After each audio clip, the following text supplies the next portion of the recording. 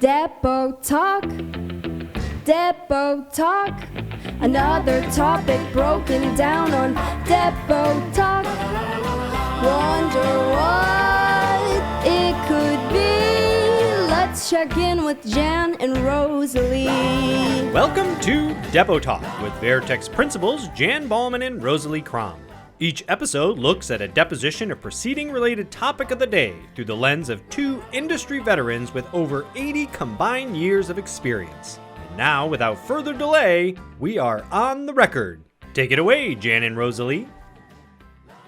Hello, friends and colleagues. Welcome back to Depo Talk. I'm Jan Ballman, and I'm coming to you from our offices in magnificent Minneapolis. And I'm Rosalie Kramm, coming to you from beautiful, sunny San Diego. You always win in the weather department, Rosalie. So, Rosalie, as you well know from having spent 4 decades reporting out in the field, there's no end to the BS that can occur on any given day in our profession. And by BS, I'm, of course, referring to the bad situations that can arise out there. Granted, most of the time, especially in the in-person realm, things go pretty smoothly. But in this newish era of remote and hybrid proceedings, there's just no end to the list of kinks and hiccups, errors, and omissions, and just overall bad situations that can crop up. So what I thought we might do today, Rosalie, is take a real-life situation that occurred somewhere in the country that we became aware of, and we'll use all the facts and circumstances that surround it, but we'll change the names and locations to protect the innocent, or maybe the guilty, as the case may be. So let's break down what happened in this bad situation with an eye toward learning from the gift of hindsight, with the hope of putting some solutions into the reporter's, let's say, troubleshooting toolbox, should you ever run into any similarly bad situations. So Rosalie, are you up for this challenge? I'm ready, Jan. Let's do it. All right, fantastic. All right, so let me give you the details that we're dealing with here today. This bad situation involves 2 reporters and a calendar person. So Rita, not her real name, she's reporting a remote deposition when all of a sudden her condo loses internet connectivity and she falls out of the Zoom depot. Rita immediately calls the office and lets the calendar person, Carol, know what happened, that she's no longer in the depot. Carol, understandably slightly panicked, immediately starts searching for Rita's replacement, which she's fortunate to find in her first call to our story's hero, Helen, to whom Carol then sends the Zoom link. Well, understandably, Carol is now much relieved and really kind of satisfied to have quickly solved this problem, and she goes on about her day. Now, our hero, Helen, she quickly jumps on and she finds the parties are already talking. So, of course, what is she going to do? She just starts writing. You can't really tell if the parties have noticed. They may or may not have noticed that Rita fell out of the room. Maybe both Rita and Helen normally work with their cameras off. It's a little making it less obvious when somebody falls off the screen, or maybe they look just enough alike to perhaps nobody noticed. But anyway, as the story goes, the deposition goes on for a number of hours. The subject is never brought up, and the depo adjourns without any discussion on or off the record about this little snafu with Rita falling out of the depo. So now both Rita and Helen work on their respective portions of the deposition without ever knowing who the other reporter is or talking to each other. Both, I'm sure, assuming the office was well aware of what occurred and hearing nothing more from anyone, they just assumed everything was under control. Both turn in their portion of the job and move on down the road. So, are you with me? I'm with you, Jan. I'm a little worried. Yeah. Okay. Well, let's leap ahead a few weeks. The agency gets a call from one of the parties who noticed that the transcript appears to be missing testimony. So this is the first inkling for the reporting agency that it may not have been a seamless swap out as assumed. More investigation leads to the discovery that the parties did not, in fact, notice that Rita, the first reporter, had fallen out of the depot room and was replaced by Helen. Therefore, they never stopped, and it's determined that approximately 10 to 15 minutes of testimony is missing. And now, Rosalie, we have a big problem, a very bad situation. So now what I thought we could do is let's go back in time And let's talk about where the breakdowns occurred, maybe player by player.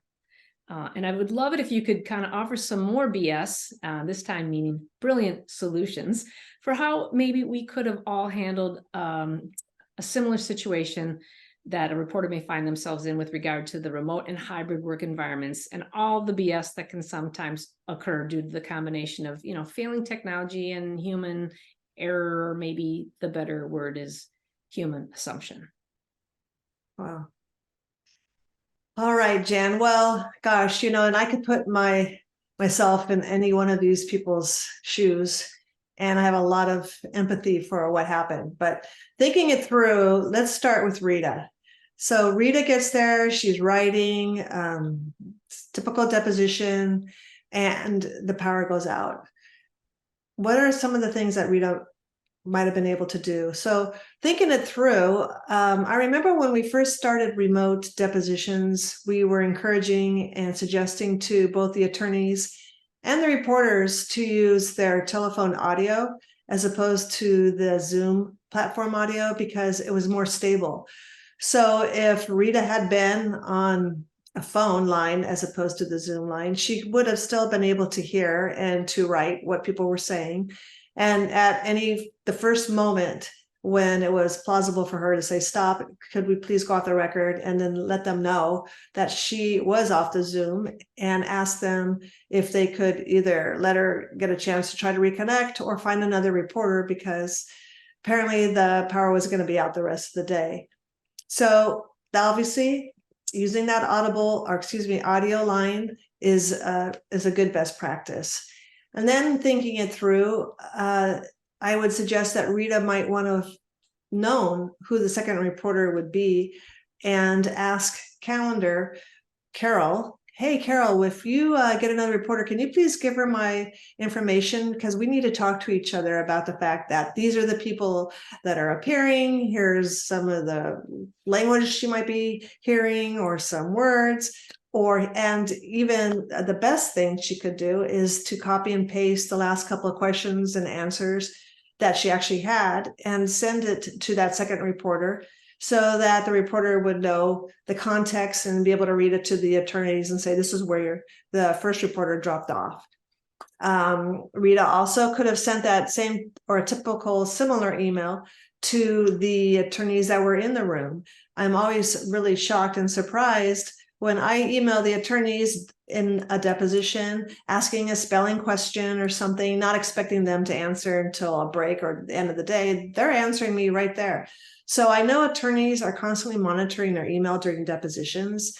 So I would also suggest that perhaps Rita could have sent an email to the attorneys that are in that room saying, hey, I dropped off. Here's the last question and answer. There's going to be another reporter replacing me. There too, they would have been put on notice. Hey, something's wrong. Oh yeah, the reporter's not here right now.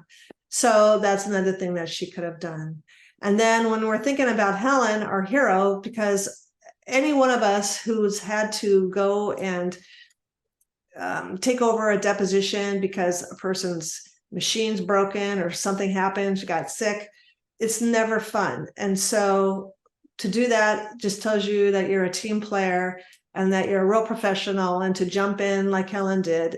I salute Helen, but there are a couple of things that maybe Helen could have done differently that would have helped the situation. Number one, I know if I appear at a deposition, I formally introduce myself. I'm your reporter, Rosalie Kramm. I'm here today to take down what you're going to say. The first reporter dropped off, as you all know, and then they might have said, we didn't know. But okay, so now you know. And so let's just either fix the fact that you didn't realize she dropped off. Bottom line is, I'm here and I'm going to report her. So I think if Helen had been a little bit more formal when she got into the deposition, it would have been really helpful. And another thing, if Rita did not contact Helen after the deposition, I would suggest that perhaps Helen could ask Carol, the calendar person, for the morning reporter's information so that they could make a plan how they were going to put these transcripts together. And the fact that they're going to need an appearance page or excuse me, the title page with both names, and they're going to need the certificate pages. It's going to have to mesh. So somehow these two reporters need to talk to each other. And obviously Carol would be the person to help them do that. So Carol, she did her job, and, calendar, God bless calendar. It's a stressful job, but the fact that she all of a sudden has a reporter that's can't be at a deposition because she's gone. I mean, it could be a lot of different things, but all of a sudden calendar's got a fire to put out. Carol needs to find a replacement reporter. She does with Helen right away. And she's just glad she did her job. She was able to find another reporter, and done. But is she really done? I think another thing that Carol could have done is to contact the noticing attorneys, paralegal, secretary, whoever had called the job in perhaps, and said, hey, the morning reporter did drop off, but don't worry, we have another reporter who's going to be coming in. She'll be there in 15 minutes, 20 minutes, 30 minutes, whatever Helen tells her, she'll be available to start up. And that also could have helped put everyone on notice that, hey, this morning reporter is not there. And even the paralegal could have walked into the deposition room and said, hey, the morning reporter is not there, or something to help the attorneys understand that what they're saying is not being taken down. And then we go look at the production department. And I feel for production, I feel that more information the reporters could give them, the better. The morning reporter, Rita, and when she sent in her deposition, could have said, I was the morning reporter, in a little note in her portal, and I have this part, pages 1 to this, and there's another reporter who took in after me, came in, and is going to have a second part of the transcript. So you're going to need 2 certifications, cert pages, whatever it is. I think the production department should have been given some information of the fact that they were getting 2 files and why they were getting 2 files. Otherwise, they might have produced 2 transcripts or just splice them together. So production needed more information, and they made some assumptions as well as to why did they get 2 files. So when you look at all of these different scenarios and all the different people that were a part of this, there were a lot of assumptions made, which is very dangerous and which created a big problem. Well, that is very nicely summed up, Rosalie, that you almost can't make this up. There were so many variables that all occurred, and at any one point in time, it may have been mitigated. But a lot of assumptions were made, and people just maybe take their part of the scenario and just move forward, assuming that someone else has got the rest of it. So those are all really excellent points. Easy to see how Rita and Helen and Carol could have just gone about their days as they did. And it's certainly not lost on me how easy it is for me right now to sit back and armchair quarterback the situation versus dealing with it live when it's unfolding, and everybody's frazzled and under the gun for sure. But anyway, hopefully this provides some helpful pointers to kind of keep in mind. Should this or any similar technology glitch leave you in a lurch? As you say, Rosalie, I think there's a lot of different things that happen every day. Maybe not exactly any of these, but similar situations that we're going to find ourselves in. So if I could pull my 3 key takeaways from all of what we've learned today is certainly, number 1, never assume anything. We know what assuming makes, don't we? Won't spell it out, but we know assuming's bad. Also, always follow up. We have a duty to be proactive, make sure all those T's are crossed, all those I's are dotted. And lastly, remember that darn devil, he just resides in those details. So we have to always be keeping that in mind as well. So how about you, Rosalie? Any closing thoughts before we call it an episode? Well, Jan, I was thinking that I would really urge court reporters to keep their camera on during depositions. I know a lot don't want to, and I feel like even swearing in a witness, when you ask them to raise your right hand and they can't see the reporter, there's not as much power. And I also think that if you're just a black box during a deposition and then internet does go out and you disappear, it's a lot more difficult to know that you're gone. It's happened to me, and I was lucky enough to have had a videographer on that job. So the videographer noticed right away that I went out and stopped the proceedings, but there was a question and answer that happened before he had the opportunity. And so when I was back on, I did ask permission from the attorneys. May I please use the videographer's audio just to supplement that little portion that I didn't get because I was off? They gave me permission, yes. But bottom line is, if you don't have a videographer, and this can happen, and I know it's happened because I've heard the stories from around the United States, I think it's really smart to have a backup plan and to really go into action to make sure that this scenario never happens. Because what's, I think, sad, Jan, about this, it's a true story.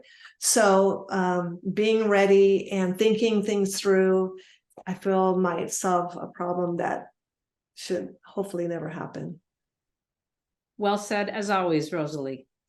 Well, friends, that will do it for this edition of Depo Talk. Thank you so much for joining us, and we'll see you next time. And Jen, we're off the record. Depo Talk, Depo Talk. Another topic broken down on Depo Talk.